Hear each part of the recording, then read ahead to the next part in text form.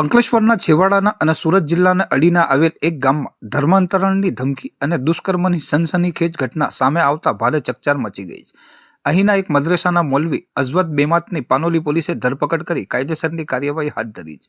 મળતી માહિતી મુજબ ગામમાં રહેતી એક હિન્દુ મહિલાનો પરિચય તેની બહેનપણી મારફતે આરોપી મૌલવી અઝવદ બેમાત સાથે થયો હતો. પરિચય બાદ આરોપી મૌલવીએ મહિલાને વારંવાર મેસેજ અને કોલ કરીને વાતચીત કરવાની શરૂઆત કરી હતી અને તેને લગ્નની લાલચ આપી હતી. આ લાલચ આપીને મૌલવીએ મહિલા સાથે 3 વખત મુલાકાત પણ કરી હતી અને તેને લગ્ન કરી લેવા માટે દબાણ પણ કરતો હતો.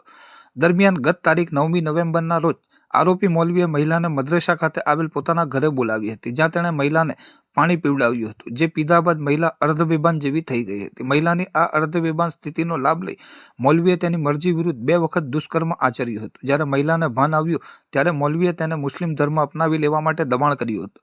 ધર્મ અગ્નિકાંડ નહીં કરે તો મહિલાને બદનામ કરવાની અને તેના બાળકોને જાનથી મારી નાખવાની ધમકી પણ આપી હતી. આ ગંભીર ઘટના બાદ પીડિત મહિલાએ હિંમત દાખવીને તાત્કાલિક પાનોલી પોલીસ સ્ટેશનમાં આરોપી મૌલવી વિરુદ્ધ ફરિયાદ નોંધાવી હતી. પોલીસે આ ફરિયાદના આધારે તાત્કાલિક આરોપી મૌલવીની ધરપકડ કરી લીધી છે. હાલમાં આ સમગ્ર કેસમાં કાયદેસરની વધુ કાર્યવાહી હાથ ધરવામાં આવી છે, જેમાં આરોપી અને પીડિતાના તબીબી પરીક્ષણ પણ કરાવવામાં આવ્યા છે.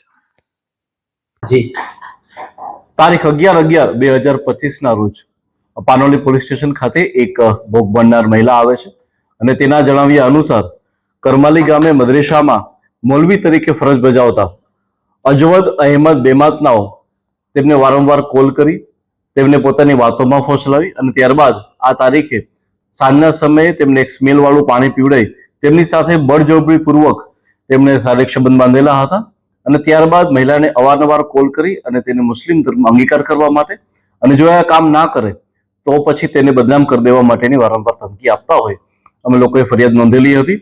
ફરિયાદ નોંધ્યા બાદ અમને ધ્યાનમાં આવ્યું છે કે જે મૌલવી અઝવદ અહેમદ બેમાત છે તે કેનેડાના સિટીઝન છે અને અહીંયા ઇન્ડિયાની વારંવાર મુલાકાત રહી છે અને આ દરમિયાન તે મહિલાઓની સાથે એણે આવું કૃત્ય કરેલું છે. આ વસ્તુની જાણ થતાં જ અમારા દ્વારા એફઆઈઆર નોંધવામાં આવે છે. એફઆઈઆર નોંધી અને આરોપીને જેલ હવાલે કરી અને તેના 10 દિવસના રિમાન્ડ લેવામાં આવે છે. હાલમાં અમારી તપાસ ટીમ જે છે એ ખૂબ જ ઊંડાણપૂર્વક આ વસ્તુની જાંચ કરી રહી છે કે તેણે આ સિવાય એને કઈ કઈ જગ્યાએ ભારતની બહાર પ્રવાસ કરેલો છે અને કેવી રીતે એને આ બધા કૃત્ય કરતા હતા. Thank you. સર, આ સિવાય કોઈ વ્યક્તિને અગાઉ એને કઈ ભોગ બન્યા હોય કેવા કોઈ મામલા સામે આવ્યા છે? અમે લોકો તપાસ કરી રહ્યા છીએ. કેટલીક વોટ્સએપ ચેટિંગ અને બીજા ડેટાના આધારે અમે લોકો એ જોવાનો બી પ્રયત્ન કરી રહ્યા છીએ કે આવી કોઈ ઘટના બનેલી છે કે મૌલવીના સંપર્કમાં એક કેસને લઈને આવેલા હતા કે જેમાં મૌલવીના ખુદના લગ્ન જીવન જ્યારે ભંગાણ થયા હતા ત્યારે એ લોકોને કેસ થયો હતો અને કેસના કારણે ક્યાંક થઈ અને જ્યારે એમને ભોગ બનનાર મહિલાને મળવાનું થયું અને ત્યારબાદ એ બંનેની વચ્ચે કોલ થવા લાગ્યા. સર, લવ જિહાદનો એંગલ આમાં આવી શકે કે પછી બાકી કોઈ ફંડિંગનો ઇશ્યુ?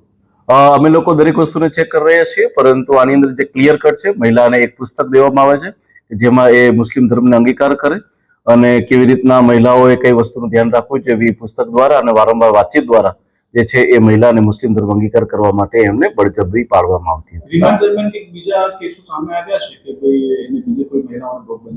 હાલમાં ઇન્વેસ્ટિગેશન અમારો ચાલુ છે. જો ધ્યાનમાં આવશે તો એની પર બી બીજા બી કડક એક્શન લેવાશે.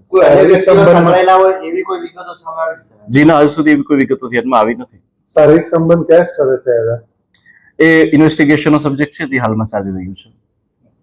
Thank you sir.